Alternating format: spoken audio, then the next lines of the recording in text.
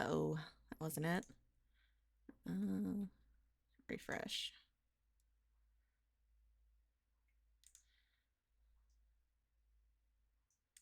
Settings, buttons, timer. Hello, Gab. Look, I'm only homophobic, okay? I'm not ageist.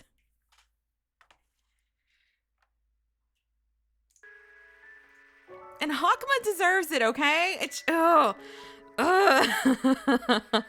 have never in my life. I thought Gebra's floor realization was going to be the most frustrated I've ever felt playing Library of Ruina, but no, it's Hakma. It's always gonna be Hakma. I hate that man. I hate him so much.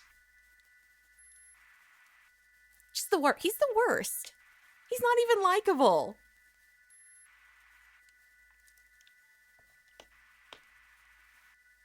Although I guess I kind of like his attitude of, there's nothing wrong with me, but if there was, I wouldn't change.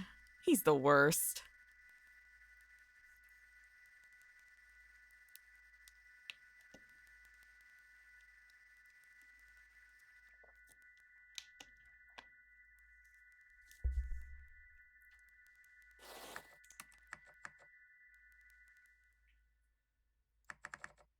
This is the only place where I do not enjoy the chromatic aberration. It's hard to read. But I feel like I should wait. What now, ma'am? So that others can see this really cool. Hello, Fusion. Hello, Backspace. Hello, Poyo. Is Donnie about to unleash her southern heritage against Hakma? Yeah, just this once, okay? Just this once. I'm feeling a little homophobic. Just this once. Sure, surely it won't be. Me too, Sans. We are on the same page. I went to check the Twisted Wonderland subreddit and got hit with the psychic damage of 2 Ruina references in the span of 5 minutes. We are everywhere. I would never do that, Poyo. I would never do that.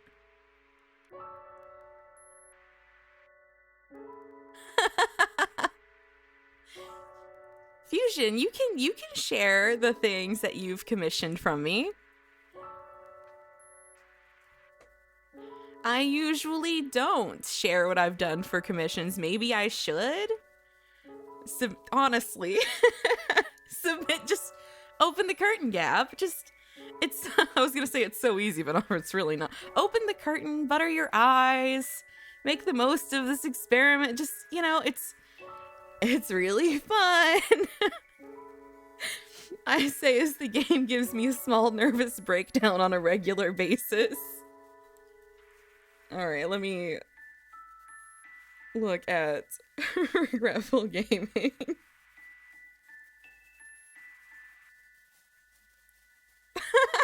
Oh my god.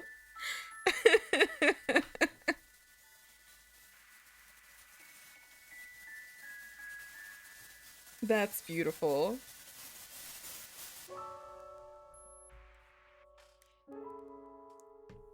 We're everywhere, Gab. You cannot escape the library. Well, hello, Yosuke. Welcome. A lot of people tend to, unless otherwise specified. At the very least, you can apply as much to my commissions. Okay, I will. I will share the things that you've commissioned me. I'm pretty proud of them. I would also like to know why Sansa specified a date. Novell will be back on the next stream. He was super wiped from work, so I'm here today doing playing with the ghosts. I drive you to do the weirdest things. Honestly, I mean, I'm a little extra with it sometimes. I mean, I didn't have to do 3 Mamiya studies, but I did because I wanted to do a good job. Anyway, I should probably get started.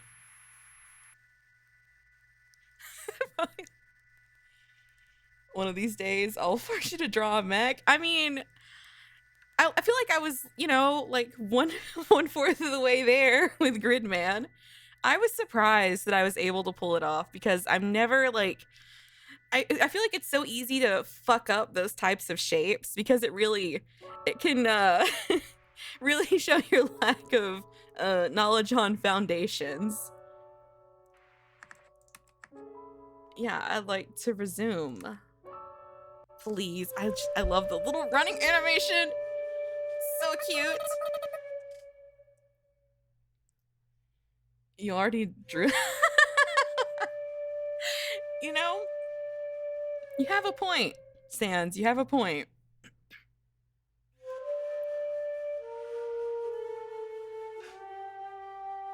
Huh.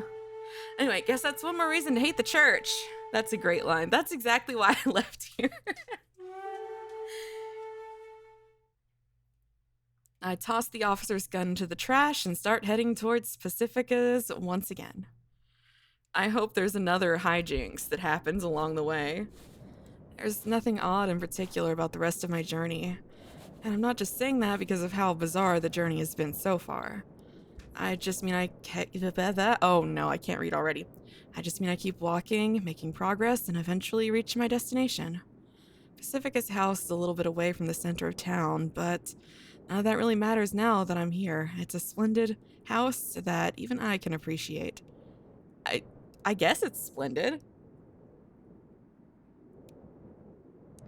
Forget lack of knowledge on foundation. Your love for Gridman is evidently stronger than your own art capabilities.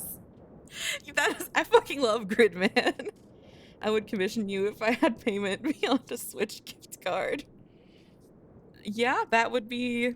Yeah, Steam. We really don't use our Switch very often. If we can get something on PC, that's usually what we do. It's different in every way from my apartment. It's spacious, warm, and standalone. You can't expect a rich, friendly family to live here. And yet, Pacifica lives here by herself. But then again, so does every other ghost in town without exception. There's a weather-beaten sofa sitting out in the front of the house. A ghost man sitting on it. He looks away as if I'm an eyesore. I don't remember this sofa, but maybe it's just slipped my mind. It strikes me as strange that it's sitting outside, all exposed to the elements. And again, this whole town is weird at its core, so strange is nothing out of the ordinary. Now that I think about it, I remember this being the sofa Pacifica picked up from the garbage dump when we did garbage collection yesterday. I'm half relieved that I remembered and half sad that I forgot. The positive and the negative cancel out to zero inside my heart. I ignore the man and head to the door. After just a second of hesitation, I ring the bell. Bring. Hey, we have a sound effect this time. Can I just mail you a $20 bill? You know, can I commission with compliments? No, afraid not. Although, if someone has an idea that I really like or find really funny, it's not out of the question. I have a huge backlog of art requests when we did an art request redeem. And, well, some of those are probably about a year old now. So you can I blackmail you? Preferably not, but it would be really funny if someone mailed me a $20 bill. Yep, it's true. I do prefer money. And in my spare time, I want to draw Netsock. For an expensive-looking house, the doorbell sounds surprisingly cheap. After a moment of silence, the door opens abruptly. The thick panel of wood is almost perfectly soundproof, preventing me from hearing anything that might be going on inside. Yo. I love this. The little square little panels. Contrary to my expectations, it's Anya who shows up rather than Pacifica. Oh, hello? I feel like I've stumbled at the first step. I panic a little, but just a little, so I'm able to act natural. Nice weather we're having. It's night and snowing. Oh. I stumble, stagger, and fall flat on my face. Metaphorically speaking, not physically. I mean, she knows how to leap. I don't think she's falling anywhere. Can I offer you a Starbucks gift card? Yes. Yes, you can. I will. I can be paid through coffee. Absolutely. Novell does it all the time. He bribes me with coffee and treats. What is the meaning of this title? You know, I prefer to leave it up to interpretation.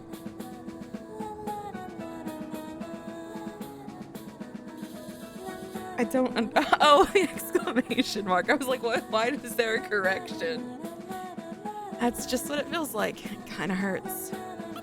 Well, whatever. Come in. We've got coffee, black tea, and some weird herbal tea or whatever. What would you like? Anya heads back inside, beckoning me in. I follow and shut the bulky door behind me.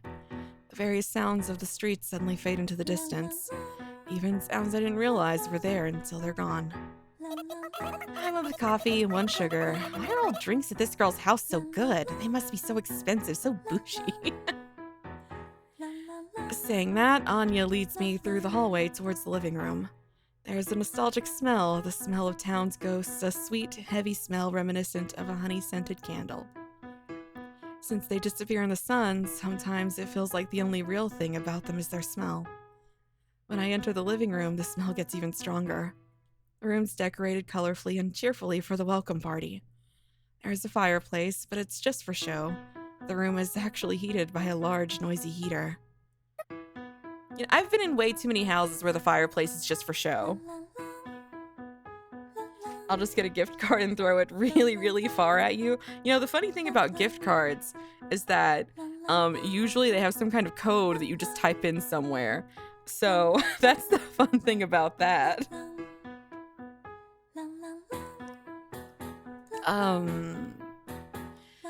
I hesitate before addressing Anya. Oh, do you just want hot water? Sometimes you just want to drink plain hot water to feel something, huh? No, not that. Anya can be kind of dense sometimes. Not that there's anything wrong with that, it's just how she is. You just gotta be direct with her. Where's Pacifica? Oh, she went to go pick up the new girl. Oh, I guess I jumped the gun then. I thought Pacifica had already started the welcome party. Am I late? Well, you are pretty late, but I think Pacifica's facing some issues on her end too. I'm a little worried that it's my fault since my violent rampage could have caused delays elsewhere in town.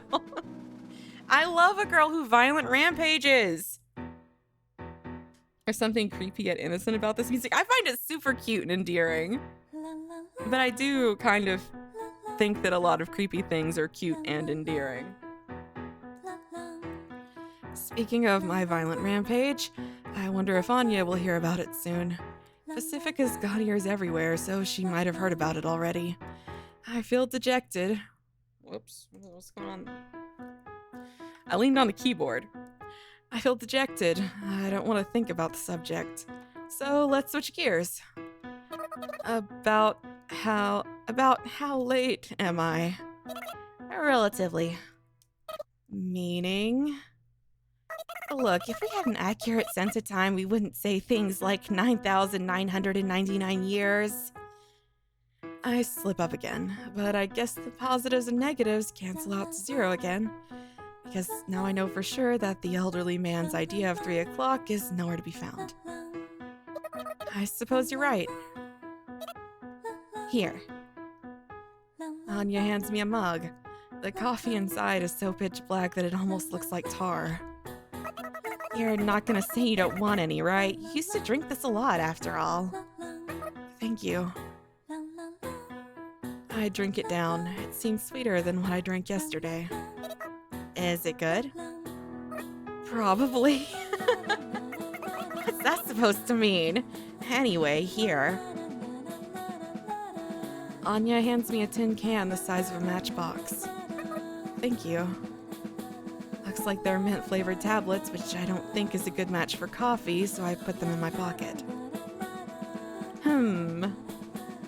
Anya sits back on the sofa, looking pensive, but not angry. At least that's what it looks like to me. She's got a mug in hand, just like me. She stares at the surface of the black liquid. I stand at the entrance of the room, watching her. I forgot to ask her where to hang my coat. Say. Anya looks up. I start to worry that I've been staring too much at her. Yes? Sorry, if we're bothering you. Bothering me about what? That's what I should have asked, but I'm a little too late. Anya starts talking again before I say anything. If we're not bothering you, that's fine, but I don't want to be a bother. That's just a lose-lose situation all around. Anya talks in intermittent bursts. So it takes me a moment to figure out what she's talking about. Are you talking about calling me over here? If it's a bother, then I'm sorry. You don't look like you're enjoying yourself too much, and you look like you hate it when I talk. I just want you to believe me when I say that there's no hard feelings or anything. I mean, it's not like she died, per se.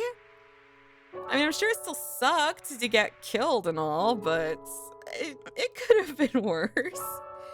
I feel a little hopeless, though I don't know if hopelessness is something you can feel just a little of.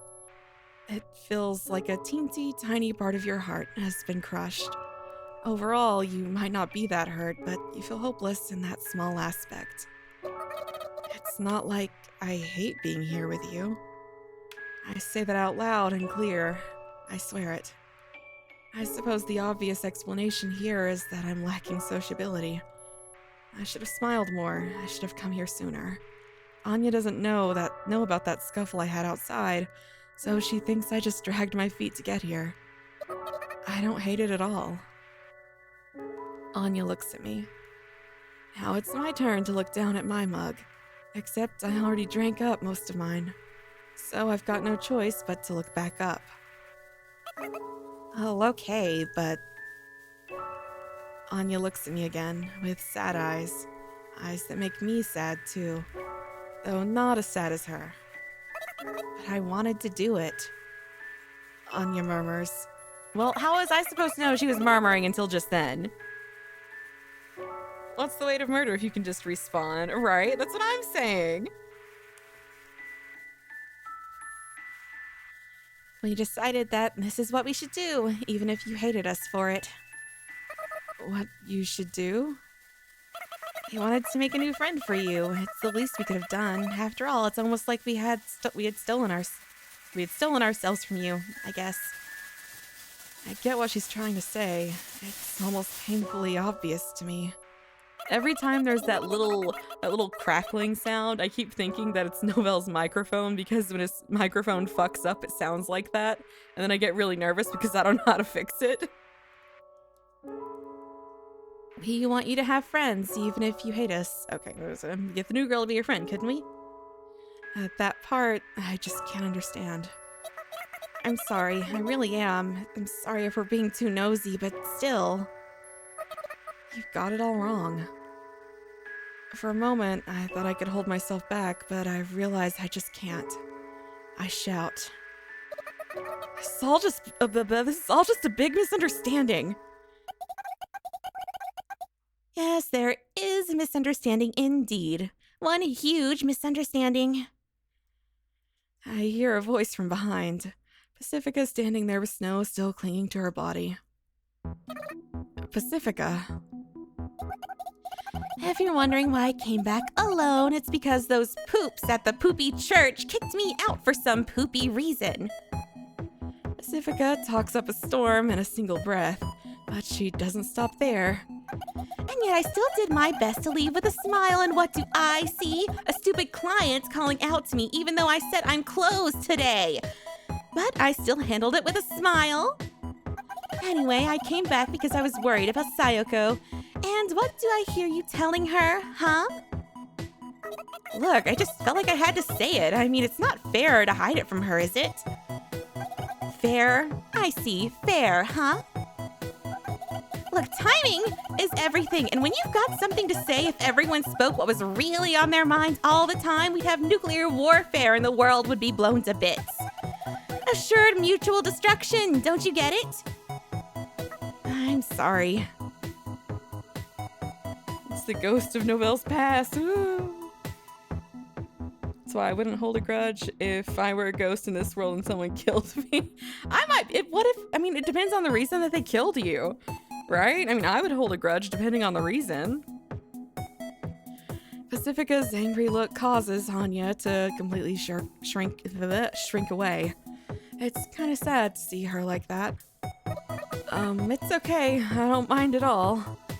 I speak up louder than I anticipated. The gloom in my heart seems to have dissipated. I suppose the gloom was blown away by Pacifica's whirlwind of complaints.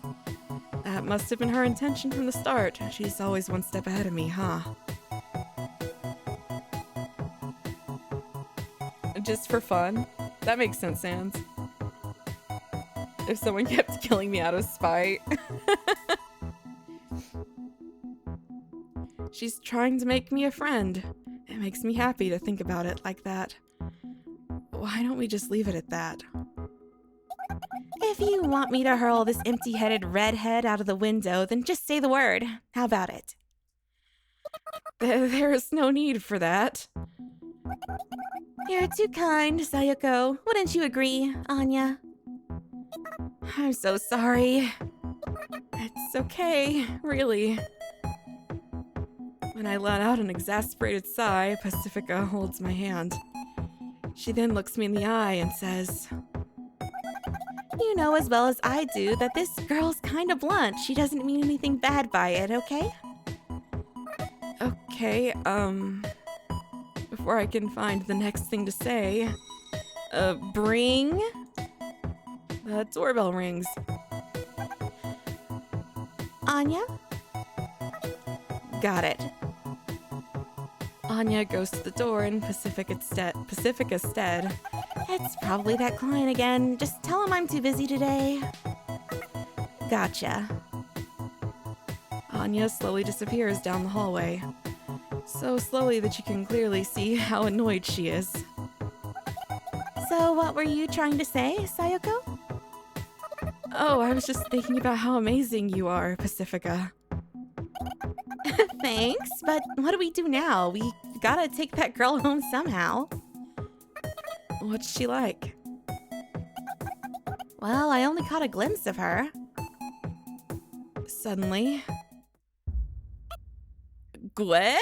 What, who's Anya's Guang? Gue! Anya shrieks at the front door. For a second, I think it's the police. But I just incapacitated them, and that gue sounded like a gue of annoyance or disgust more than anything. I wonder what that's about. Hey, Anya, what's wrong? Oh, I'll be right there, damn son of a bitch. Language, Anya!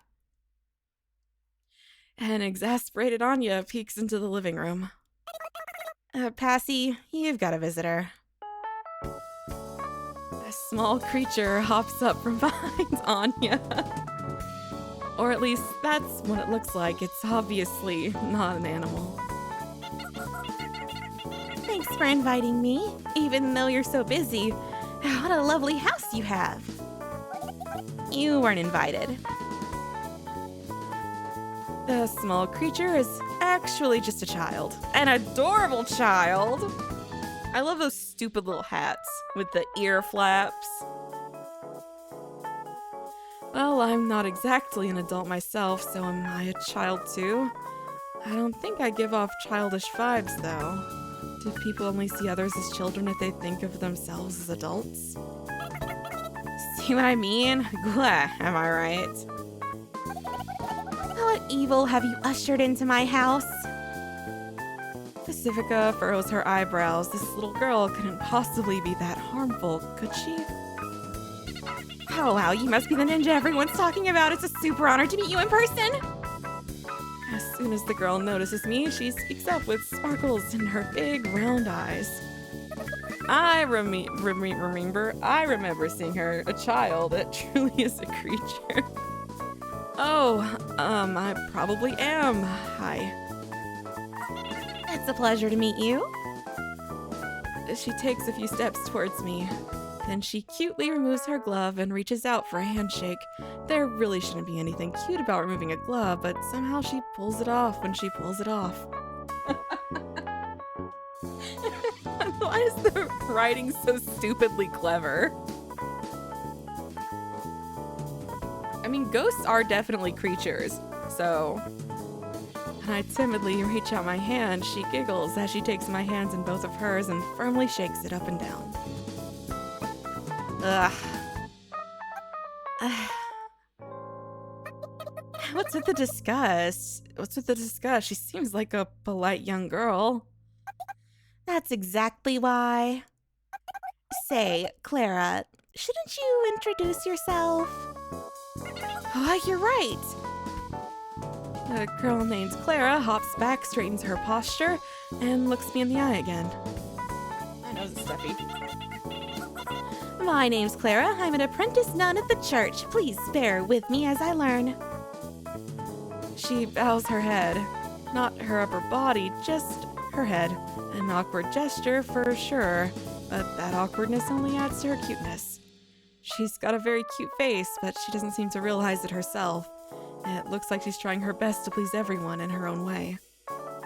She's perfect because of her imperfections. At least that's the impression I get from her. See? I'm sure you understand now, Sayoko. Uh-huh. What? You see, this girl isn't clergy or anything. She's just a normal girl. But she's always around the church because she adores the priest. So you hate her because she's a church spy? That's about a third of the reason why, yes. She may look cute and innocent, but she's even modest and unaware of how cute she is. So she does cutesy kitty stuff every now and then. That's why everyone loves her. She's perfect. And because she's loved, her perseverance is unbending. She's so pure, it makes everyone love her all the more. Few people hate that kid. That's why she can't even tell if someone hates her or feels uncomfortable around her. And that just makes everyone around her love her more and more. So she's happy every day, and so is everyone around her. There's something blood-curdling about Pacifica and Anya's explanation. The way they're blocking the exit as they talk makes it feel like they're initiating me into some sort of cult. I suppose that's pretty much the opposite of what they're doing, though. Everyone loves that kid. She's cute, cheerful, unbiased with her unconditional love, and she has an irresistible charm. I haven't done anything worthy of praise. I just want to be like the priest. She's got a very cute face, but she doesn't seem to realize it herself. It looks like she's trying her best to please everyone in her own way. She's perfect because of her imperfections. I take another look at the nun in training in front of me. What? She kind of pisses me off. I know, right? It seems we've come to an understanding. Damn, everyone's mean to this kid. What'd she do?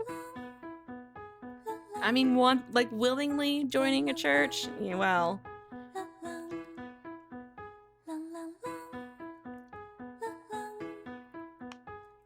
And Hakma is the floor of religion, and we know how I feel about him, so... So basically it boils down to how it makes one feel to see this perfect little girl living her perfect little life. Many people will probably think she's cute, but some won't. So you're projecting and using her as a scapegoat for your own inadequacy? You could say that. Well, I guess it is kind of creepy for everyone to like someone, so I guess that's natural. I won't deny it, but I won't apologize for it either. Okay, let's toss her into the fireplace. It's been a while since that thing's been useful.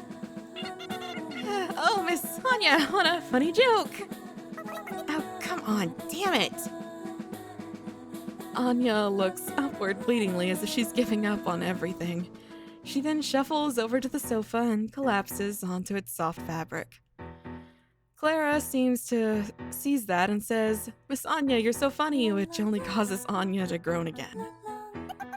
Well, anyway, what brings you all the way out here today? I've got a bit of a hunch. Pacifica crosses her arms and gives Clara a nice cold glare. But Clara just looks back at her without batting an eye. I can't believe it.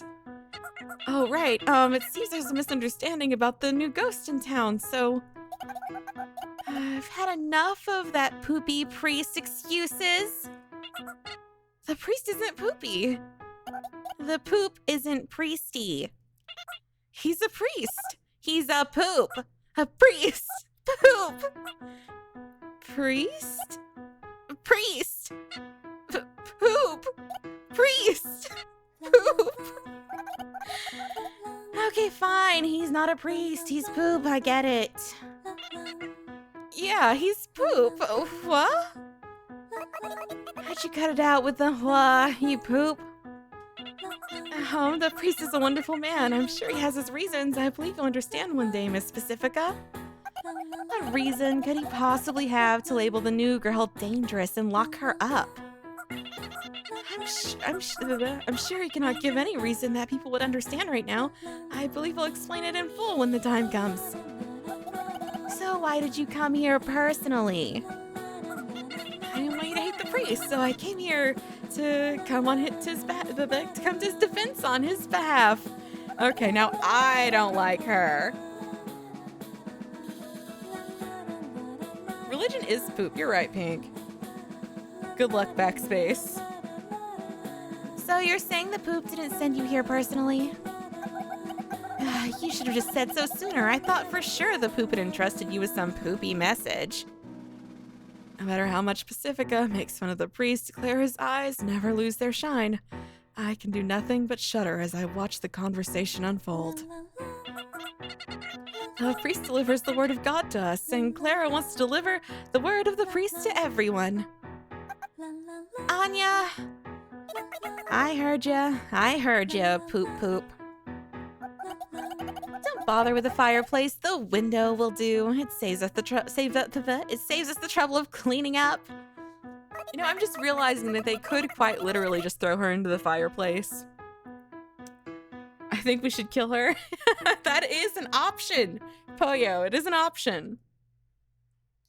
You think so? I always thought that girls who pulled a whole cutesy act deserved to die in a fire. Hey, this isn't the time to joke around. I'm not leaving until this misunderstanding is cleared up. I know that you will understand. Clara shuts her eyes as if completely pleased by her own words. She's acting like a ghost, as in the sort of incorporeal ghost that's tricky to deal with, since any attacks phase right through it.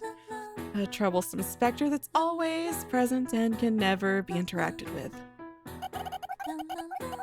I see. Please leave. You could either leave through the door or the window, your choice. No, I'm not leaving. Let's be friends, Miss Pacifica, Miss Anya, and Miss Ninja. Okay, look, I'm not a ninja, okay? I see you've chosen the window then. Pacifica lets out an exasperated sigh. I won't give in to fear. You're the ones who are afraid, but it's okay. Everything will be okay. God loves all his children after all. Pacifica! Amen! Pacifica grabs Clara by the shoulder.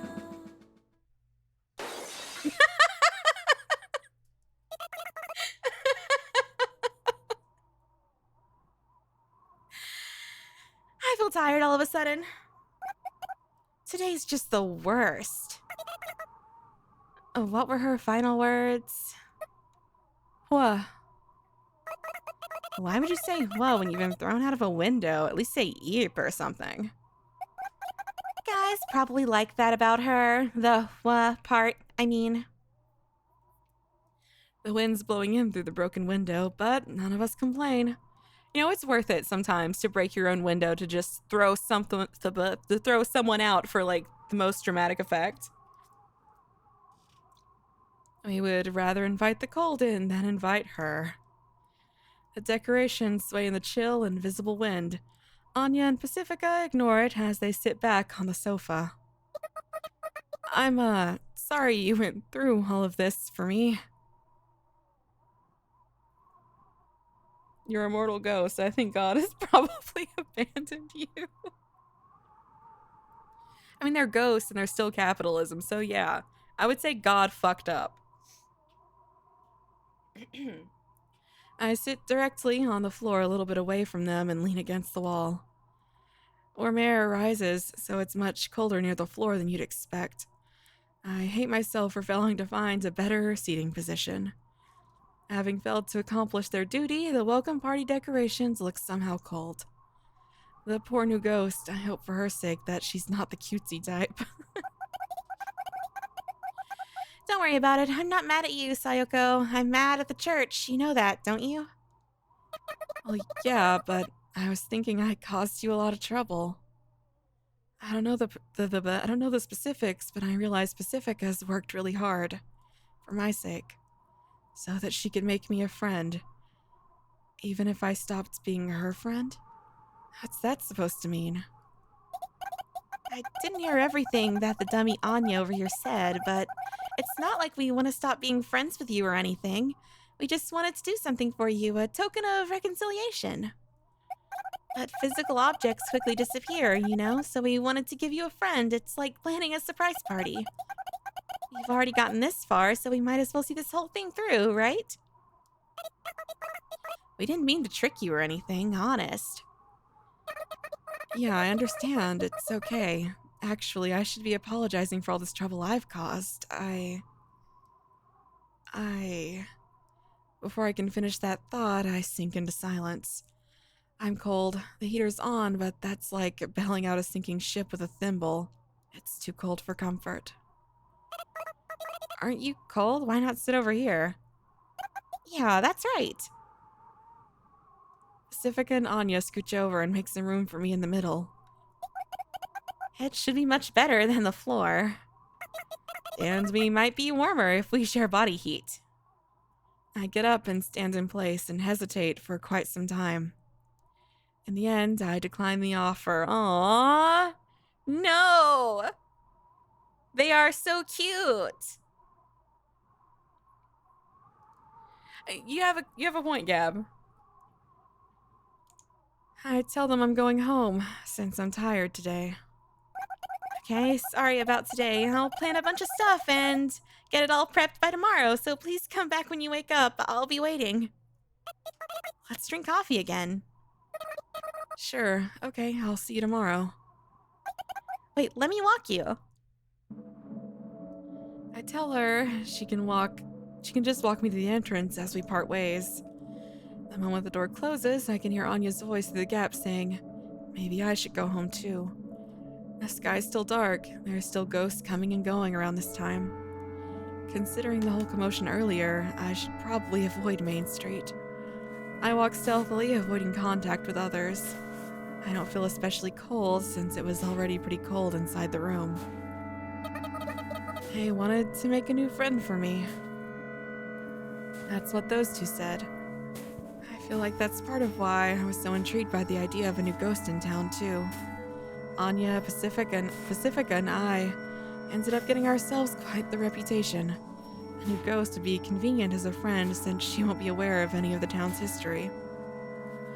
She's equally distant from everyone, so if we get to her first, we're sure to get on her good side. That's probably what I've been subconsciously thinking. The subconscious is an amazing thing, huh? I think my subconscious is smarter than I am. So in other words, their present matches my needs. Regardless of how they try to show it, they treat me like a friend. It truly does feel like a present. If they want me to have a present, even if I won't be their friend anymore, it doesn't really make me happy. I sigh. I want to be friends with them forever. I never really thought I needed a friend. I'm satisfied just spending time with the two I have. But saying that would be like telling them, no thanks, I don't want your present. I don't want to do that. I feel like presents should make both the recipient and the giver happy.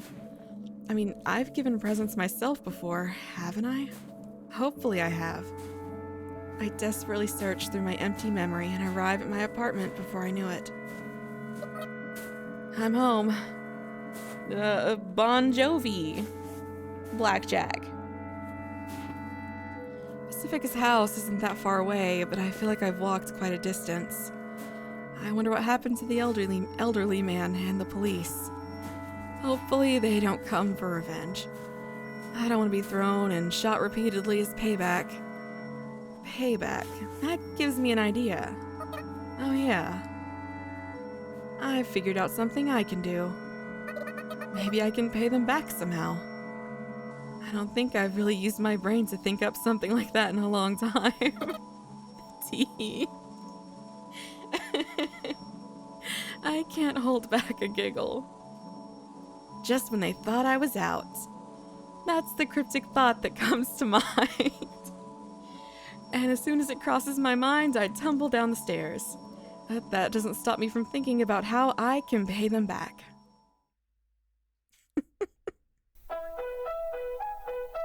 That's so cute! Oh my god!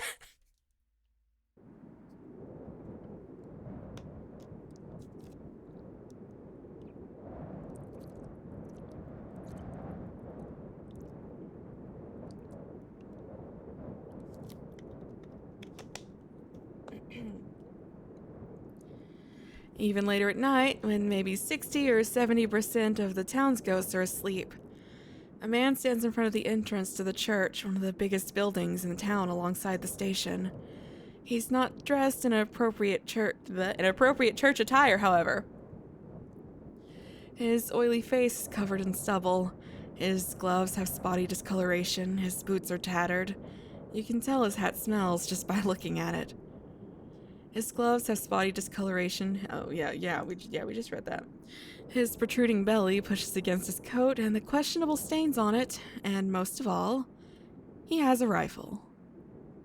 He's a watchman. They're seen at the church from time to time. Whenever something happens, watchmen stand guard in front of the church. These men patrol the church with guns, clearly neither clergy nor parishioner. Is that how you say that? I don't know. I don't go to church. The men don't know why they've been deployed, but the priest has ordered them to guard the church, so they guard the church, even if it's empty. The priest just has that much influence in this town. This particular man might look dumb, but his eyes are good enough that he doesn't need glasses, so he notices a boy approaching.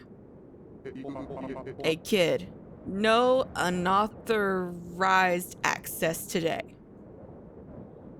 With great difficulty, the man tells the boy that access is restricted. But I would like to pray. Can you make an exception? The boy shyly pleads with the man. No can do, sonny. Can't let nobody pass through. The man grips his rifle and thrusts it, threatening the boy. But the boy doesn't falter. The man can't read his facial expression since the boy's cap is covering his face. I didn't say there wouldn't be anything in it for you. The boy speaks. Please take this. What you got there? The boy holds out a tiny resealable bag with 3 white pills inside. They're top quality. Huh? Oh? The man hesitates. He takes a bit of time to reach an answer. Ah, fine. So you'll let me through? Just make it quick. The man clears the way. He figured that if the boy were a malicious intruder, he wouldn't try waltzing in through the front door, but he's giving you drugs?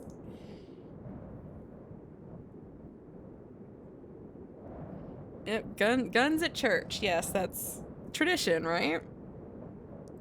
I mean, so is bribing a guard with drugs.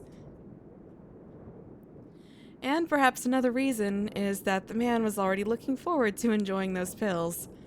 And thus, my infiltration of the church is a success. Ugh. Just like a ninja. That sigh must have broken my concentration. Because my disguise, a coat, mask, wig, and other things I picked up from the garbage dump instantly disappear. That can happen? That's awesome. So do the remaining mint-flavored tablets, even though I only took 3 of them to put into that bag. Just for formality's sake, I should apologize to the recycle shop for stealing the clothes and whatnot. It looks like I can carry fewer things than most other ghosts can. I guess maybe I've only forgotten that fact and I'm just now remembering it, but I don't have time to get lost in thought about it like I usually. I have a terrible memory. I wouldn't have anything ever. I would constantly have to go to the garbage dump because I would end up remembering the thing that I forgot. The guard outside, man, this edible is taking a while to hit. But I don't have time to get lost in thought about it like I usually do. Because I hear someone. Or rather, I hear and see someone at the same time. And just the sight of that someone alone is enough to make me sick. What brings you to the church this late? Well, I don't like him. He looks evil. There stands the priest. Are you the priest? It'd be stupid to ask that, so I don't. The priest matches the priest in my vague memories, so this priest must be the priest. He reminds me of a long-dead lion. His swept-back hair looks like a mane. His eyes have the sharp glint of a carnivore. His voice is like a low growl, and he carries himself confidently, like a true king of beasts. Though he's more like a king of ghosts. This king, who appears to be around 30 years old, stands like a priest, with his hands held behind his back as he talks to me gently.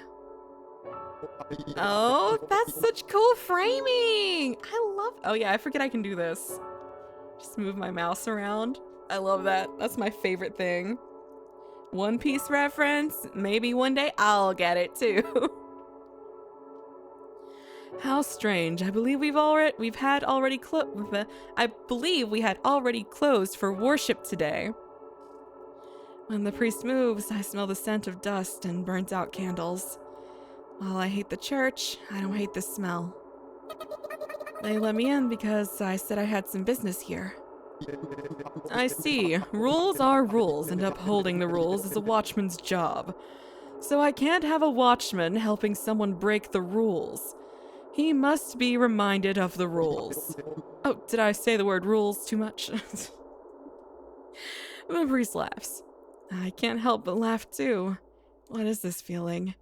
He looks at me with composure and magnanimity. Magnanimity?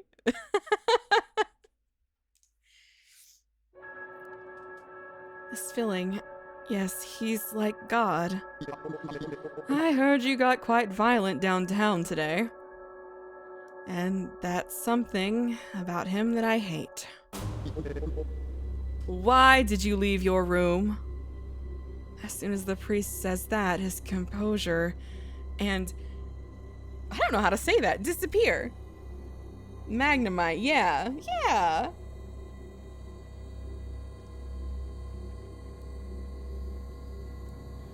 It's like a switch has been flipped. He's ready to take on the ninja that killed an elderly man and the police.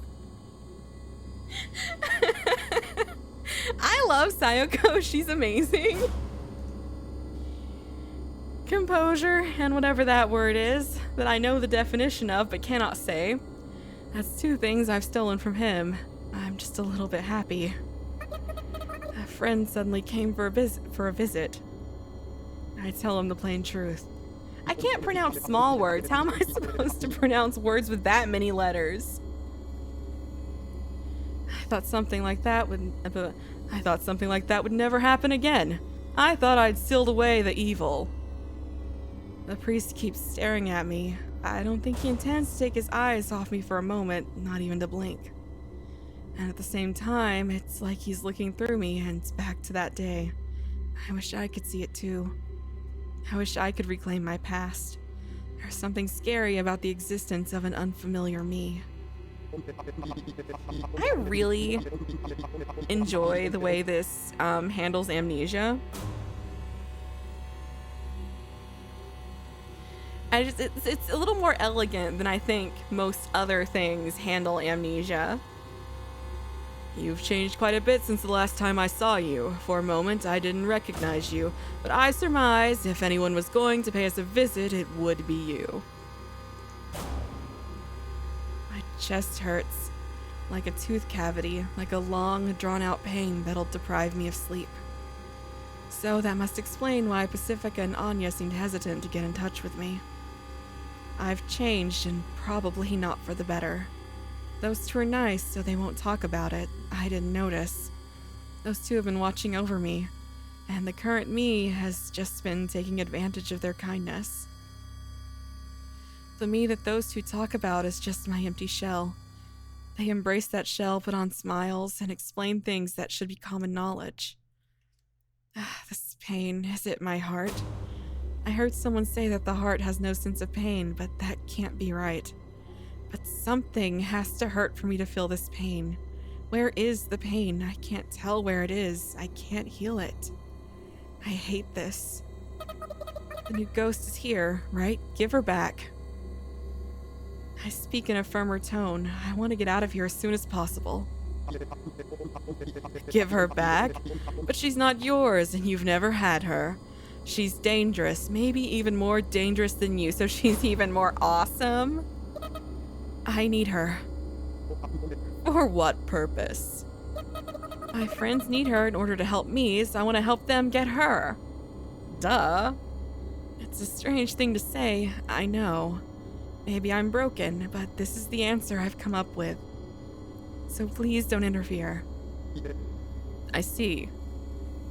Look, if we have to kill a priest today, I would consider that awesome and cool. The priest says in exasperation. He's probably stopped trying to understand where I'm coming from. I cannot allow you to take her. She is a witch, a disruptor of the town's peace. I must seal her away. Peace? What is peace? We're ghosts. We don't die if we're killed. Does peace even exist for us?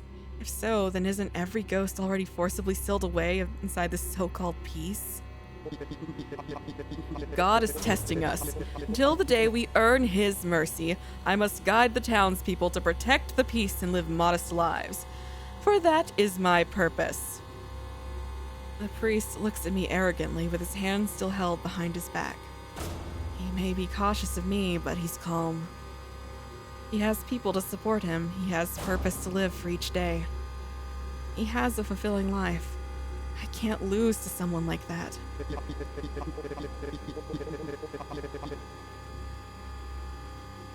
Not even priests are immune to raw radical awesomeness. That was a sentence, Sans.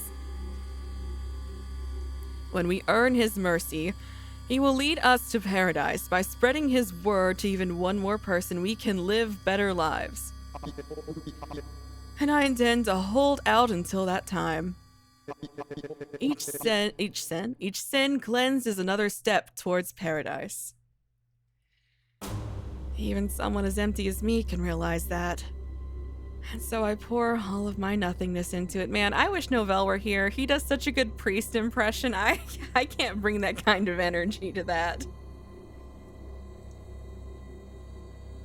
Ah, the camera pan. That's so good. That's awesome. I love that. That transition was beautiful. God damn. I don't think I've ever seen a visual novel do that, actually. What the fuck? That's so cool. That's unacceptable. Something lights up in my empty self. I flash back to Pacifica's room with the broken window for just a moment. I don't know who I heard it from, but someone once said that people respond better to anecdotes than logic.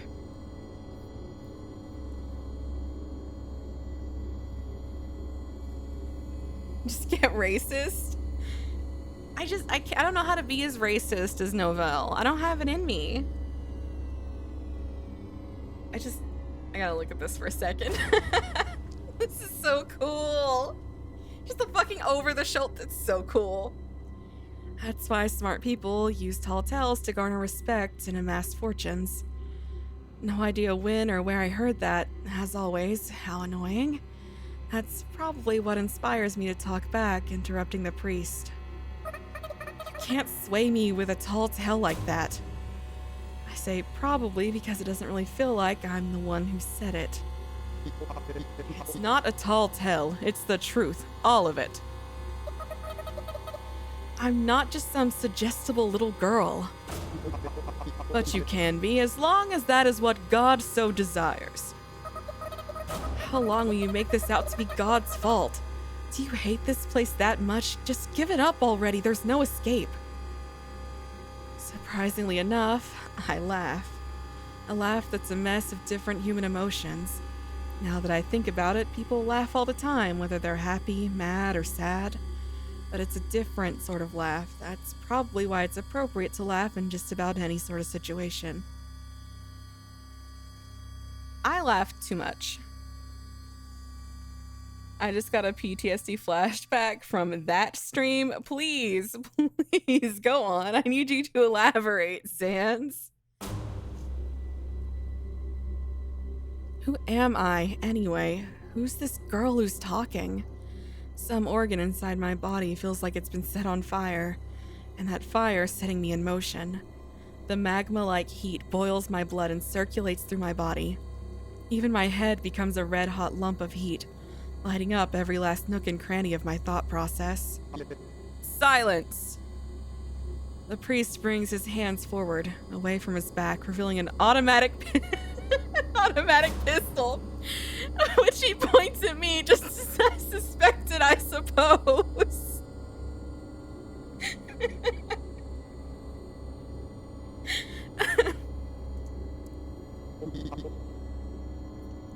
Are you two turned hyper-religious and shit? Oh, that was a good April Fool's Day. You're evil, a demon. Sorry, but there's no demons here, just ghosts. It's ridiculous that you pretend we're alive when we're already dead. Our souls are alive. I'm going to shoot you. You'll revive. Lives and souls be damned. It's just a universal rule. Same thing that happens to objects happens to us. I'm motivated by something more precious. The likes of you could never understand how I feel. The priest has completely lost his composure, his magnanimity, and his high horse. He's no longer a lion, just a man. He's just a man, which is why he must rely on a gun. A god wouldn't need a gun. I feel good, satisfied. Perhaps this is how it feels to rob someone of something truly precious to them. I won't be silent. What I have to say concerns you too. Come on, don't give up in this cold, dark place. Just... Silence, please. Don't say the same thing she did. I feel a hint of compassion for the priest as I conclude with this final question. How long will you keep waiting, and for whom? I don't understand the words coming out of my mouth, but I do know that they're the last words that should come out of my mouth. Why? I don't know why. Hopefully someone does. I'll kill you! I see the priest pull the trigger in slow motion. Once I see it, my attention is drawn behind me. Father! Who? The little nun girl, maybe? Back towards the door I came in. Oh no, it's this guy.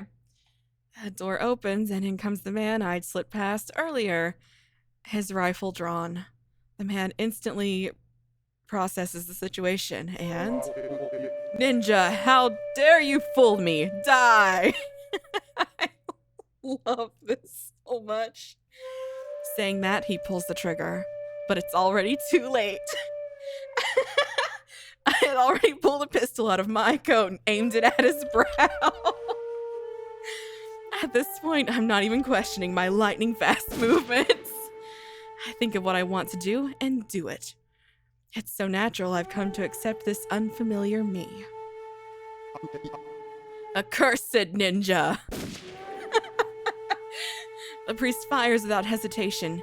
You know, this is actually the best I've ever seen a visual novel do action. Normally, I fucking hate action in visual novels. This is so cool and dynamic, and the narration kind of just lifts it up. This is brilliant, actually. Just, then the use, it's so cool, it's so good. Anyway, the priest fires without hesitation. He probably realized now that the man's here. Chaos and destruction in the church will be unavoidable. But his aim is off, so there's no need for me to even move from this spot. See, that's so good! Like, Jesus! Traumatize Sans even further? I would love to. Ow, I guess I miscalculated a little. What's going on with the eyes? What do you want? The priest yells. I think to myself, how should I know? But I answer. I said so at the start, didn't I? I leap off. She's leaping again. I leap off the ground, quickly closing the distance between me and the priest. The priest seems to be quite the skilled marksman, but it's nothing I can't dodge. So I take the gun I stole from the police officer and thrust it at his brow. I'm here to see the girl. I close my eyes. Bang, the sound of a gun. Oh, we're shooting priests! Yes! Sayoko, you're so fucking cool!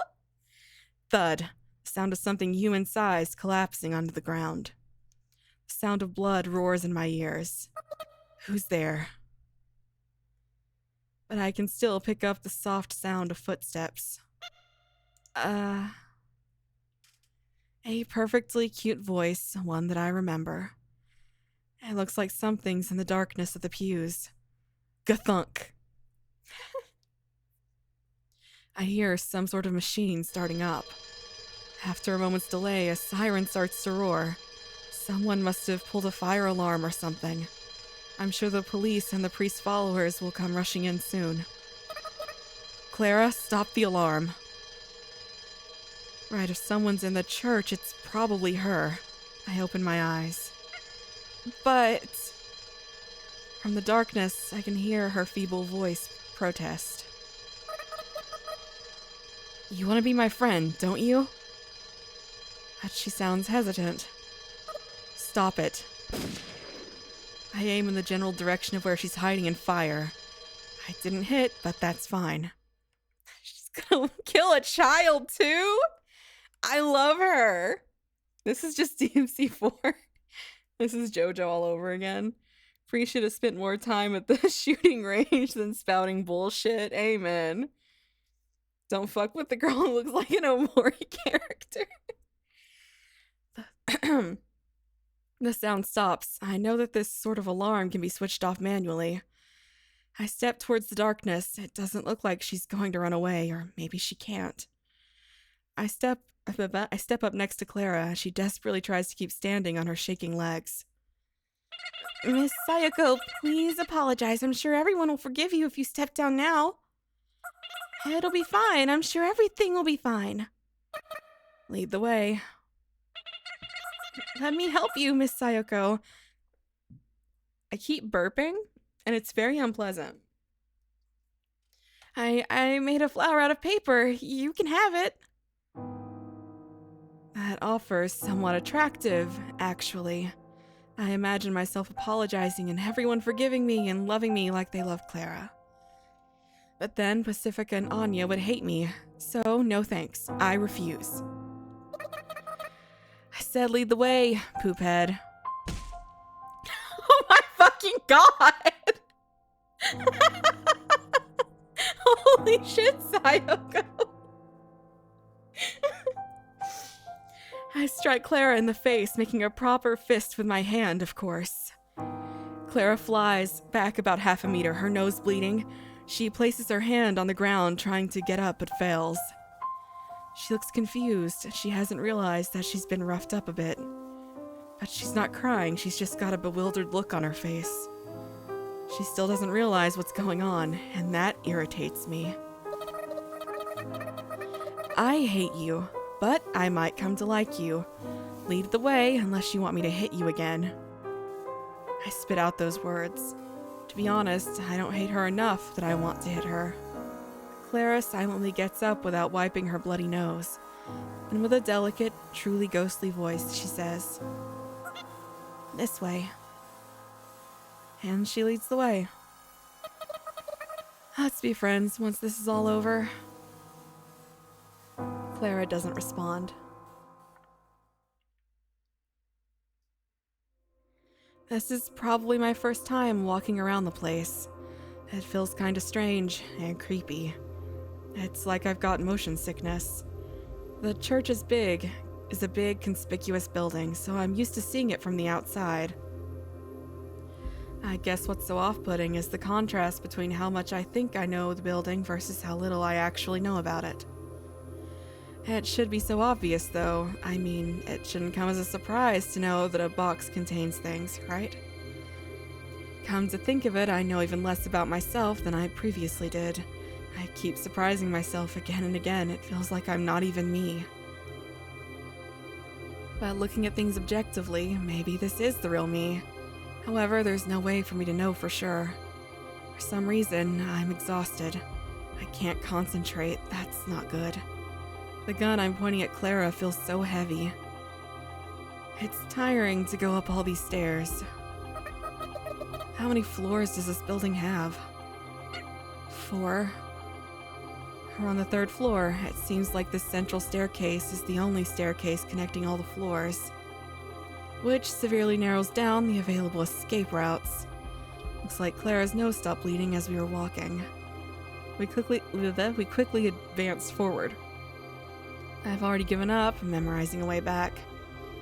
Neither of us say a word. We're here. Clara speaks plainly as she stands by the door. She looks like a robot who's almost, but not quite, human. Her current mental state must be like what mine normally is. There's not that much of a height difference between me and Clara. Her hair is the same length as mine too, even though it's a different texture. If I usually look like she does now, I must really come off as a weirdo. I love how their little dots have an echo effect because they're in a big-ass church. I didn't notice that! You go in first. I think a lot of different things, but that's what I end up saying. Okay. Clara opens the door. She then puts her hands together and bows. After a moment's delay, I realize that it's out of deference to me. Deference? I don't know how to say any words. Pardon the intrusion. Warmth flows in through the doorway. The heating must be on. Someone's in there. Someone I came here to see. Pardon the intrusion. I can't help but say that now. I can't help but say that now that Clara said it. Something akin to dread suddenly overcomes me. After all, despite all I've done to come see her, there's no guarantee that she'll see me in a positive light. Who will she trust more? The church that can find her, or the girl who comes barging in with a gun and a hostage? I'm curious to find out, but I've got no idea what to expect. What if she's completely unlikable? I don't know if I could get along with her then. Or maybe I should be worrying about me being completely unlike the completely unlikable one. I hear a voice, an unfamiliar voice. The voice of the new girl. I suddenly cast my eyes down. You have a visitor. You must be cold. Come in, don't be a stranger. Yes, you in the back too. I look up by reflex in a single moment. I think about a lot of things, and in a single moment, I forget them, like a sort of flashback. By the time I realize that this is what anxiety feels like, I can already see the girl. I intended to be more mentally prepared when I first met her, but things have been a bit, shall we say, sudden. I'm so nervous my eyes are blurring. In my blurred vision, I feel like I can see many different things. Like rain, or school, or summer heat, or laughing with someone. And like a dream, they all suddenly come to mind and disappear as suddenly as they came. But why? The fearful me is already the usual me. I remember how comfortable being fearful can be. Congratulations. She looks at me. At the very least, she's smiling. Sorry to keep you waiting. I give an odd reply, perhaps due to the tension. Why would I say sorry to keep you waiting in response to congratulations? But for just a second, it seemed like the proper thing to say. I just don't get it anymore. That might explain why I'm smiling, or maybe it's totally unrelated. I don't know. Either way, we both smile. I'm no longer afraid. You know, some swanky music? I stare at her for a second. She's got big eyes, round, girly cheeks, and a smile that makes you happy just by looking at it. I feel like I came here to check on something, but I've forgotten what exactly. What's your name? I intend to take her back with me as soon as I learn her name. My name is yet to be determined.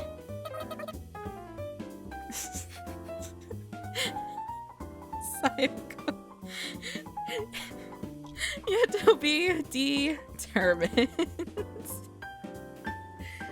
Once I say it myself, I realize she's saying she doesn't have a name, not that that is her name. I'm a little slow on the uptake when it comes to things like that. Ah, jeez. I don't know how ghosts get their names. Do they keep their names from before becoming ghosts, or do they get new ones? No idea.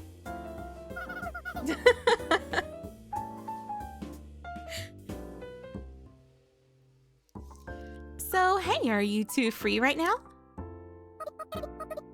No, I'm not free right now, but I'm trying to free you. Please run away with me right now. Oh, good! Miss Yetabe smiles. A carefree smile. I can tell just by looking at her that she's genuinely pleased.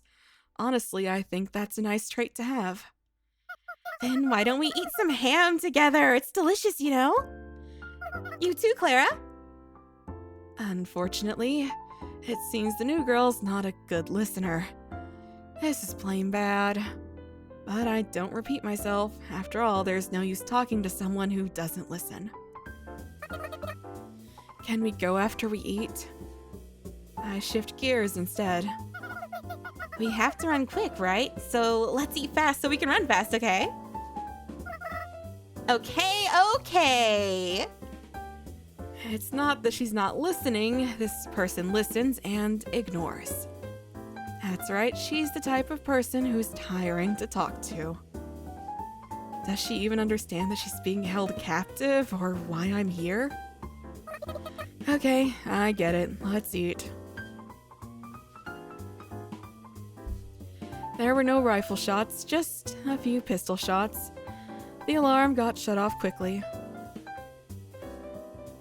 We went straight to this room. I made sure that Clara didn't take a roundabout route to buy time. Backup will probably be here before long, but it's not here now. There are many worries in this world, but I know that very few of those worries will actually come true. Clara. Yes? Eat, like your life depends on it. If I do, will you surrender? Jesus! She says something stupid, so I pistol whip her with a thud. Oh my god. Sayoko, please, calm down. She says something stupid, so I pistol whip her with a thud. I didn't have to think about accidental discharge since the gun's actually already out of bullets. I'll think about it. Now hurry. Okay. Fresh blood flows out of Clara's nose. Ta-da! On the table is a bone-in ham. Its smoky scent can be smelled from steps away. And most of all, its size is overwhelming. Meat is a precious commodity in this town. You would think it makes sense for ham to be in this town since it's literally dead meat. But despite the fact that you can find freeze-dried, canned, and frozen meats everywhere, you'll rarely see meat as meaty as this. Pacifica lives in such a nice house, yet I doubt she could buy something like this. It's too big for me to eat by myself, so I'm glad you two came along. How did you get this? A man gave it to me. The priest? Oh, so that's who he was. That's kind of funny. Jesus! As we sit down at the table, I keep my gun thrust at Clara. Miss yet to be. Doesn't even address the elephant gun in the room. I don't know if she's ignoring it or if she thinks it is what it is. Everyone's got their quirk. Maybe if you figure out someone's quirk, you can figure them out. But I guess some people, their quirk is being quirkless. Clara clearly has no appetite for the feast before her, neither do I. But at this rate, the ham's not going anywhere. And so, if you eat quickly, I'll put the gun down. We shall eat then. Clara reaches for the knife to cut the ham. She awkwardly cuts the ham and starts gulping it down like a garbage truck. Oh, you've got such a good appetite. Miss Yetovi cheers and pours a bottle into a glass. Let's dig in. I start eating the ham too. Yep, let's do that. Miss Yetovi starts eating as well. Ham is a luxury food, and already delicious on its own, but there's a certain something that spices it up all the more. For once, I was able to find the answer after just a little bit of thinking. It's already bedtime hours. Morning is near. A human might call this a late-night snack, a meal outside of proper mealtime. I just remembered that midnight snacks are especially yummy, but I'm sure I'll just forget again soon enough. I feel that something like this has happened before, but unfortunately I can't remember. Ugh. Once I finally managed to swallow an overly thick slice of ham, I let out a big sigh. We finished half of the ham. I am concentrating. This is a rare occurrence for me. Tonight's just full of rare occurrences. We are eating ham. There is a ham on the table as big as my head, and we're eating it with such gusto in order to escape quickly. The world is silent, save for the clattering of tableware, the chewing of ham, and the occasional crackling of firewood. It's almost as if everything outside this room has been annihilated, and the world exists only for us to eat ham. And when I say us, I mean me, Miss Yetovi, D. Determines, and a crying Clara with a bloody nose. She's the one eating the most. This situation is very much like a dream. The softness of the high pile rug seems to numb my senses. It's like a dream. I ponder that thought again. The situation we're in is indeed like a dream. But is that a good thing? At least that's what I think to myself as I prod Clara's temple with my gun. Eventually, we finish off the gigantic ham.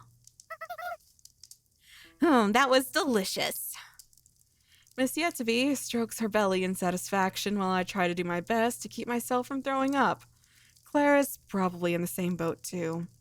You see, Miss Yetovi quickly got full and excused herself.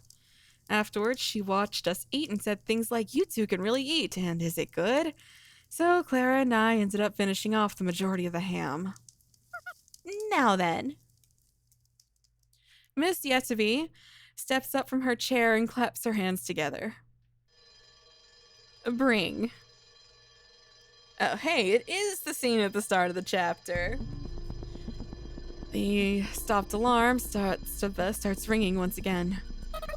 Please wait here, Clara. If you run away, I'll kill you 9,999 times.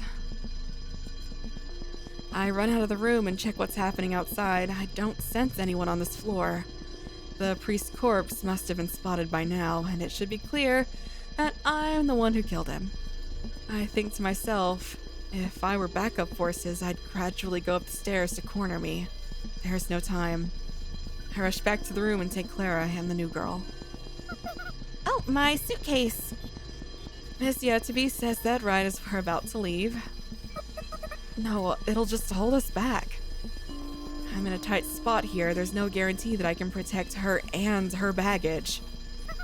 Can we come back for it later? I decide to lie. We can come back for it anytime. Okay then. Just a little white lie. Huh? It's nothing. A gunshot rings out from the lower floor. They must have found the corpses. After that first shot, several follow after it, and then I hear something break.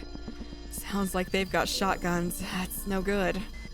I guess they must have mistaken something for me. They ought to keep a cooler head. But that just goes to show how much they fear the ninja. Good. Excellent. If you people want me to be a ninja, then I'll play the part. Being bloodthirsty is simple. It's kinda nice, actually. Makes you painfully aware that we're dead. The gunshots stop. I hear men's voices.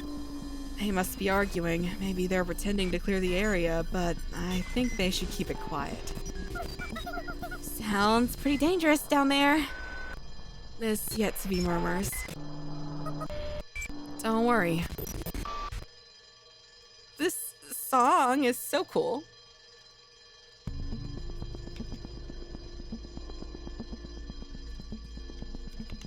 All of the cool little glitching sound effects. I continue. We're going up. If we can't go down, then our only option is to go up. She says. I'll show you the ninja's true potential. Miss Yetobe leads the way as I threaten Clara to keep going up the stairs. Oof, oof, she says. Clara tumbles, probably not on purpose. Her nose starts to bleed yet again. Maybe she plans to die from nasal blood loss. Over here, 4th floor. But as a result, our pursuers have spotted us. I pick up one girl in each arm and dash up the stairs. Holy shit, Sayoko, how much can you lift? I leap through the first door I see without hesitation. They don't chase after us immediately. Maybe they want to be sure they can overwhelm me. Or maybe they're thinking they just need to block the center staircase to corner the rat. That's an extremely logical thought, as long as you don't expect the rat to go even higher. What is this room? It's the priest's room. I see. What a lonely little room, just a big desk and a full-length window. Actually, I guess since there are several lonely little rooms, they're not so lonely or little when put together. I stare out the window. Things don't look so bad outside. In fact, it looks better than I expected. I feel kind of pumped up. I'm sure I can pull off what I'm about to attempt. Miss Yetobe gleefully cheers as she jumps onto the soft desk chair. Well, whatever. I've got an idea. Stand here. I place my hand on Clara's shoulder. There's not much of a height difference between us, so our faces are close. I look closely at her face. I'm sorry, Clara. Miss Ninja? You must be cold. Here, you can wear my coat. Oh my god, Sayoko! No! Please, is that, is she gonna do what I think she's gonna do? I take off my coat and am instantly reminded of just how cold this town can be. Now then. Hey, what's the plan? How do we escape? I don't have time to answer, Miss Yetterby. Any last words? I ask Clara as I hide under the shadow of the desk. With my gun still trained on her, of course. I don't take my eyes off of her.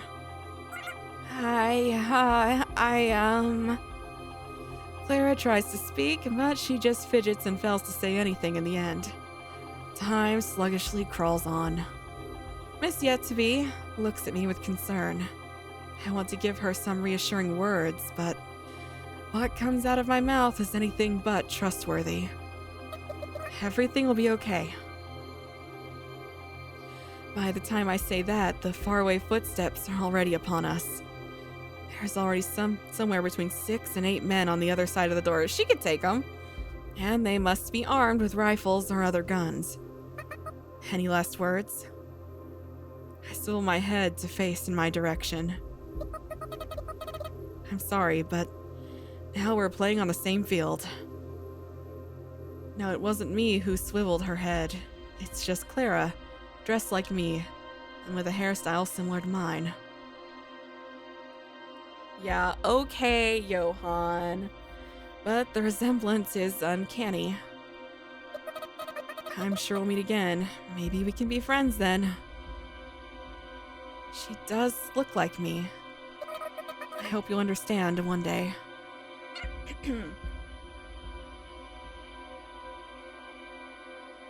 I see Donius realize what is going to happen. What's she going to say? You're crazy? You have no morals?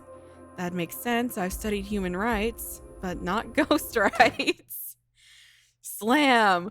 That door is so cool! They didn't have to do that. They didn't have to draw that. They didn't have to put that in there. But they did, and it's awesome. They kick the door in.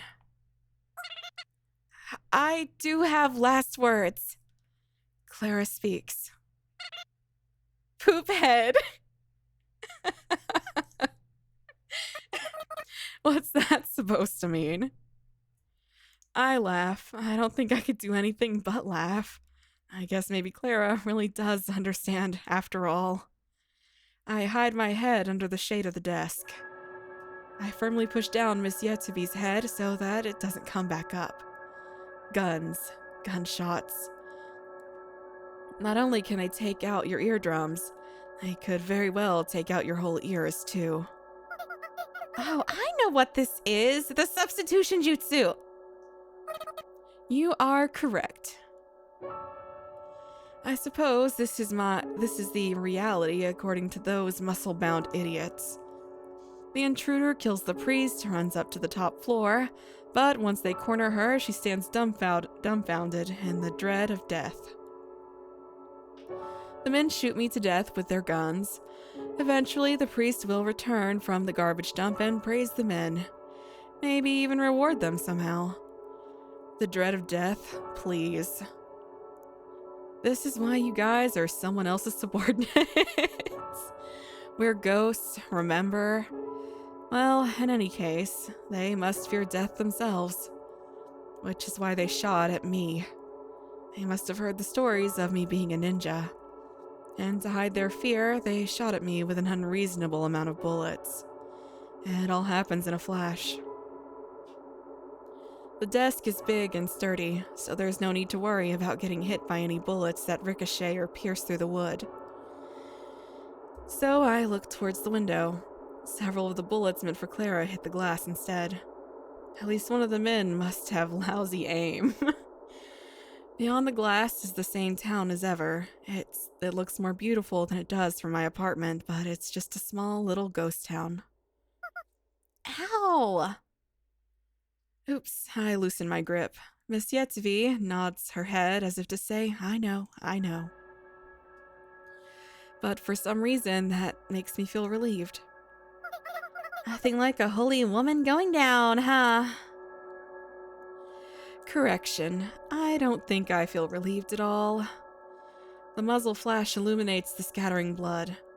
It's my blood, or rather, the blood of Clara disguised as me. It kind of makes me sick to think about it like that. Bullets rain down upon the bulky glass before us. Cracks form here and there before it finally shatters, thus eliminating the barrier between us and the town. Or perhaps I should call it the barrier between us and a sudden drop. But either way, it's a barrier we don't need right now. And at the same time, I hear something collapse behind us. I don't want to look. She's not just a nun, she's Clara. I clearly remember that fact. Let's go. You're kidding. No way. The fact that she's saying that means she understands what I'm suggesting. I forcibly wrap my arm around her waist and halfway carry her. I wasn't expecting her to be thin or anything, but she's thicker than I expected. In fact, her thickness is kind of reassuring. I'll give you the signal. You are kidding, right? I can fly.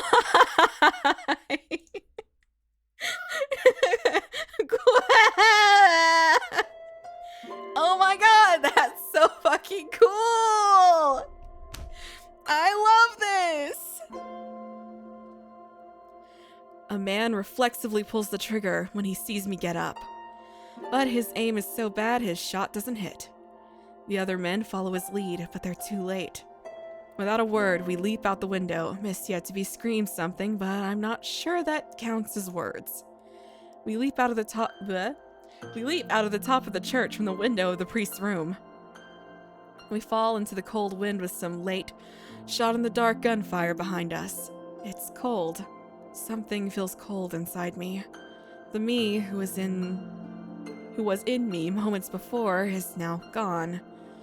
I start thinking irrelevant thoughts like, you shouldn't go outside without a coat, but the lack of a coat means I can better feel the warmth of the girl under my arm. I'm so happy. Miss Yet-to-be says those words like a soft whisper. It's a mystery to me how I'm able to hear her voice through all the whooshing wind sounds, but it's enough to make me feel satisfied. It's astonishing, really. Just like magic. Maybe she really is a witch. She made tonight a good night despite all the trouble and all the cold. Back in my home country, ghosts wouldn't leave for the afterlife until they were content enough. Myself, I wouldn't mind leaving right now. This is nothing. Also, keep this a secret, but... Huh? I only whispered, but it seems she heard me too. How strange. I'm not actually a ninja. Oh, I'm not actually a witch either. I figured. Tee-hee-hee. It feels like we've been falling forever. I wonder what's up with that.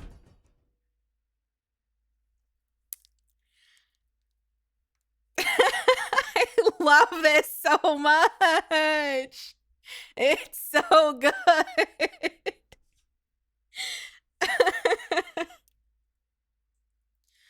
But obviously, we've got to land eventually. We end up crashing onto Anya's armored vehicle. Obviously, we couldn't just get up and walk away if we landed on a hard metal roof, but thankfully Anya was considerate enough to fasten the sofa from earlier onto the top. As a result, we're able to pull off an exceptionally gentle landing. Yahoo! I'm one hell of a driver, ain't I? God damn! But are those church shitheads up top? And unusually, enthusiastic Anya pops her face out of the driver's seat window. What's your language? I hear a thud from inside the car. Anya groans. Get in, quick! Pacifica pops her face out of the passenger seat window and urges us in. At the same time, we hear a gunshot, and several meters in front of the car, a random pile of snow bursts open. Get in before you get sniped! Miss Yet-to-be and I hop into the back seat. And at the same time, we hear a concerning metal clank suggesting the car got hit by a bullet. But this is an armored vehicle, so it's invincible. And in this moment, so are we. It's been ages since I've ridden in a car. I've missed the low engine roar, so I can't help but listen closely to it. Nobody talks because... blah, blah, blah. Probably because we hear a police car siren coming from behind us. Car chase. And after a while... Read. You can do it. You can read. Once we can no longer hear the police car siren, Anya parks the car in an alley somewhere. But even then, the silence isn't broken until I finally speak up and address Anya. Say, Anya. Yeah? This is the same one, isn't it? Yeah, why? I didn't realize you still had it. I do, it'd be a waste to get rid of it, you know? I'm sorry. Don't apologize. I'm glad you came when you did. You're welcome for that. Anya lets out a sigh, as if she tried to laugh but failed, if only that were the case. Look at the two of you getting all lovey-dovey. Anyway, why did you call her and not me? Pacifica takes out a bag of snacks from somewhere and opens it. You'd think snacks would be out of place in an armored vehicle, and yet somehow it works. I didn't know your number, Pacifica. You could have just asked Anya. I was in a hurry. I had to prepare a disguise, too. A disguise? I disguised myself and handed those mint-flavored tablets to a watchman as a bribe. Then I put a new ventilation hole into the priest's skull and turned the knot into a colander. It's not until after I finished talking that I realized, oh crap, I shouldn't have said that. What I did was a small-scale insurrection, far from any normal person would call ethical. I don't think those two would easily approve of my actions here. I'm sure they were expecting something a little more peaceful. I get the feeling I should have lied about it, but I don't want to. For real? Good thing we're friends. Anya says that so casually. Thank you. So I casually respond. Anya grumbles something about priorities. Hey, Sayoko, you said I'm gonna jump, so bring the car behind the church, right? What? Where's she going? Where's Miss Yet to be going? After I'd gotten home from Pacifica's house, I'd called Anya on the phone. That's right, that phone is a direct line between me and Anya. Anya quickly picked up and I quickly hung up. I finally understand why I keep avoiding the phone. I must be the type of person who's not good with phones. Me too! She's just like me! Don't you hate it when you accidentally start a mini insurrection? She's so quirky and different. Psycho, oh god, they won't want to be friends with me anymore after this. Anya, yes, bitch, slay. Did you think that Anya of Green Gables here would understand what you meant just with one sentence? Do you know what she said to me when she came to me for help? What is she doing? She's so cute. Pacifica munches on the corn snacks quietly, yet angrily. Yeah, I said, what's that supposed to mean? Exactly. If we did exactly what you said, we'd all be in jail right now, you understand?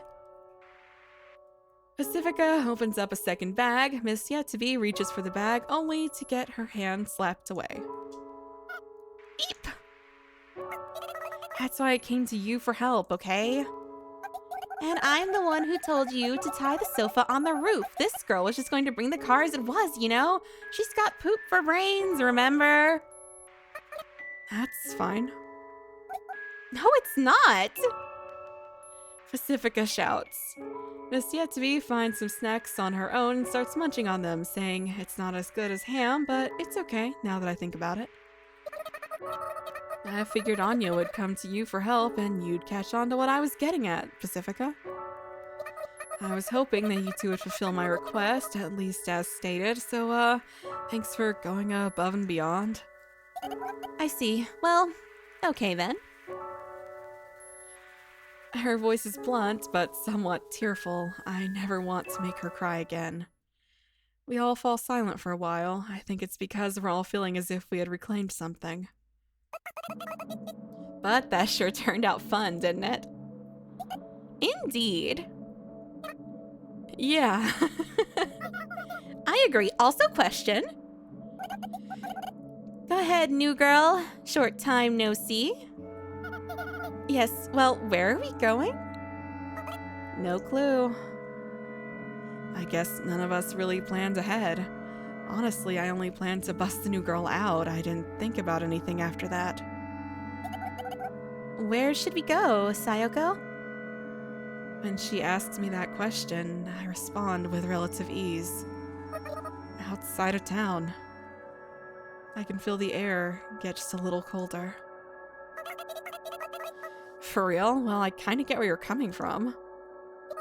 I don't remember what happened that day, so I want to try going out of town to jog my memory, I guess. Huh? What? Their faces freeze. What's with those looks? We don't remember. We don't remember what happened or what made you go. You know. Well, actually, I do remember a little, but We figured you'd remember, Sayoko. No, I don't remember. There are some things I remember, but they're far outweighed by what I don't remember. I'm shook, though I'm sure they're just as shook as I am. Miss Yetsubi curiously looks at each of our faces. That's right, she's an outsider. We should probably explain things to her, just not now. Alright, memory lane it is. Let's go. Hanya proclaims. Yes, let's go as far as we can go. I feel dread. I don't feel like this is good. This makes me feel dread. Pacifica concurs. Okay. And I agree. Outside of town? Have you been informed about ghosts and whatnot? We're ghosts, immortal and unaging, locked up in this town. But since we're bored, we figure we'll take advantage of the chaos by going outside and crossing the boundary. Pacifica condenses the explanation perhaps a bit too much. The way she said it was kind of blunt. Normally, you wouldn't expect an outsider to easily agree to something like that. That sounds kind of funky. I like this one. But thankfully, Miss Yetsubi isn't normal, so there's no problem. I've already learned that from my short journey with her so far. Cassie, what does she mean by funky? Funky is funky. I can see us getting along with her. Let's go, let's go. Sounds like fun. Hands were off. Anya steps on the gas and the car speeds off. The ground's covered in snow, but the car just laughs it off. My heart throbs. I guess I still have a pulse, even though I'm a ghost. I'm glad my kidnappers are such fun this time. This time, Miss Yetsubi just casually and unexpectedly says that. Kidnappers? Well, I don't even know your names. I just came along for the ride before I got an explanation, so it's like you're kidnapping me. How fun! Kidnapping? The mood in the car suddenly gets tense. I did pretty much just kidnap her, but Pacifica and Anya don't know that. Sayoko, did you just drag her out without giving her an explanation and she just went along with it? I was too busy eating ham. Ham? Oh, don't worry about it. I meant kidnapping in a good way.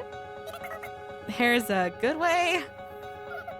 Most church people wouldn't tell me anything about the town, and besides, it's more fun to be with other girls, and you all seem like nice people. Well, okay, then that's fine, I suppose. Well, as long as Miss Yetsby is satisfied, that's fine, I guess. We all fall silent for a while. The view from outside the window gets sadder and sadder as the town slowly fades away into a barren field of snow. Cute little boxcar, so cute. Outside of town, I wonder what's on the other side. We need to have a welcome party. Pacifica chimes in. I guess she's grown tired of the snacks. A welcome party?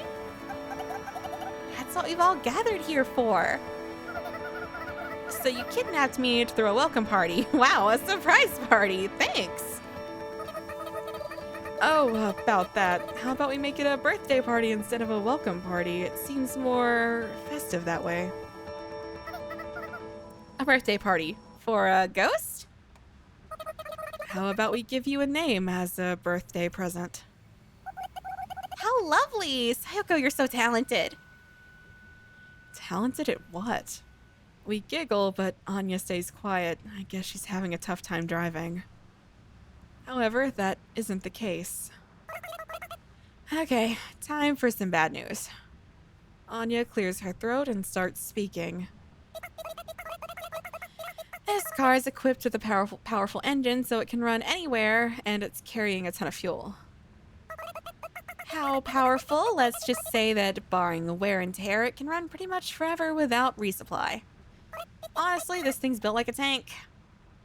But unfortunately, it doesn't seem to be running properly, and I'm sorry to tell you this, but, oh my fucking god, that's so awesome! It's gonna explode! Miss Yetsby over here looks so happy about it. This is so fucking awesome! Oh my fucking god. Who made this? They're geniuses! It's so good! What the fuck? That's awesome!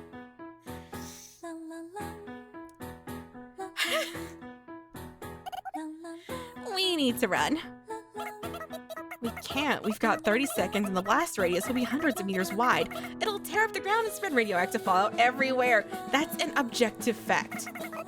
As a practical solution, I propose we complete this birthday party within those 30 seconds. That's all the more reason to get off this thing! The blast radius is hundreds meters long, Passy. I suggest you give up 25. I understand. Let's move on to the gift giving then. 22. Your name is Ham. No, wait. 18. Yoru. Yoru means night, so that's what the Yo and Sayoko also stands for, and we met at night, so Yoru. There's something I came up with on the spot. It's actually a pretty good name, I'd say. And again, ghosts are dwellers of the night, so maybe every ghost in that town could be called Yoru. But these people don't know what kanji are, and I don't think anyone will catch on. What a lucky break. 2 nightly names. Within me, she is there, and she is there within me. This is my little secret. Time passes as I think to myself. Oh, that's nice and simple. It's straight to the point. Good, that's the spirit. Good name. 10 out of 10. Happy birthday. Oh, excuse me, she wouldn't be that enthusiastic. Happy birthday, birthday, Yoru. 7. We got the important stuff out of the way. I like Miss Yetsby better, personally. Just really rolls off the tongue, you know? We got the important stuff out of the way in just 9 seconds. Things are getting kinda hectic, but it makes me feel something. It makes me feel alive. Let's be friends! Flow of time is like the temperature. It's if either of them drop to 0, you freeze. I'll be your friend too. That's why all of this commotion seems kinda warm. Welcome to Ghost Town. It's a joyous sort of warmth. Thank you, she says. Okay, the end. And thus begins our story, I think.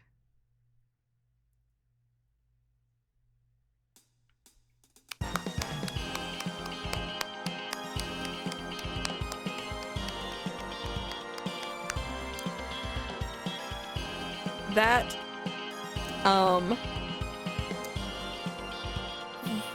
was that's the best thing I've seen all year.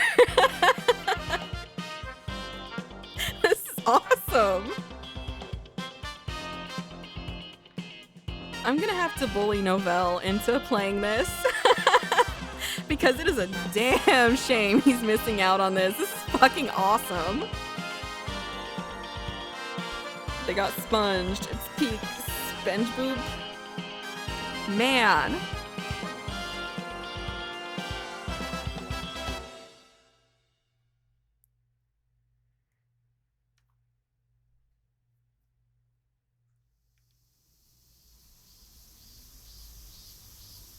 Oh my god. Look at the water. The watercolors? What is there anything they can't do? Is this part of the new chapter, or is this like I need to rewatch the vlog because I was talking to my mom and brother. Now I have macaroni and I missed like an hour and some sands. It is of the utmost importance that you go back and watch this. I love this. Summer. It's summer everywhere you look. You can hear chattering voices everywhere, from the group of middle schoolers enjoying the breeze at the convenience store, to the elderly spacing out in the shade, to the elementary schoolers playing around in the park. As I pedal my bike, I can feel my feet getting sore from the sandals that were given to me for days like these. But I figure I can put up with it. After all, I'll be seated for the duration of the movie. Oh, the signal turned red. I firmly squeeze the worn-down brakes and my bike gradually slows down. But it doesn't come to a complete stop, so I try to plant my feet on the ground to try and forcibly stop the bike. And that's when I realize something. Crap, it's like I'm just the usual me now. This extraordinarily cute sundress came from a faraway country, but I'm not used to wearing this sort of fabric. Its new scent mixes with my own. I hope that kid doesn't find it unpleasant. The signal turns green. I start pedaling again. The wind whisks away my sweat. It's a nice breeze. We're meeting by the station. I gotta hurry. I don't want to be late. I steadily pass through the residential area in front of the supermarket and through the roundabout. I don't get caught at any traffic signals after that. How lucky. The kid's here and hasn't noticed me yet. What should I say? This will probably be our last time meeting, so I have to make it count.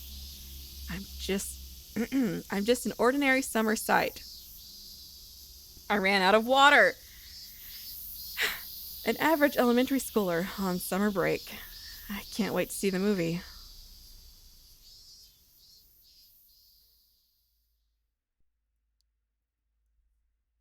What does it mean?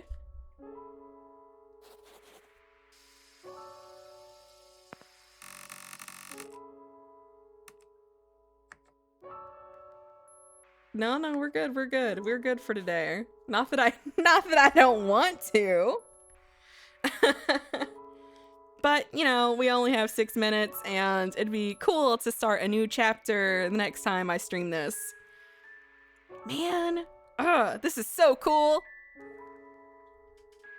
Yeah, Gab, you might very well be right. This is, I think, visual novels have peaked in general. I I don't see how we're topping this year. That can't be possible. I don't believe it. I don't believe it's possible. Anyway, I'm gonna end stream 5 minutes early and drink some water. Bye.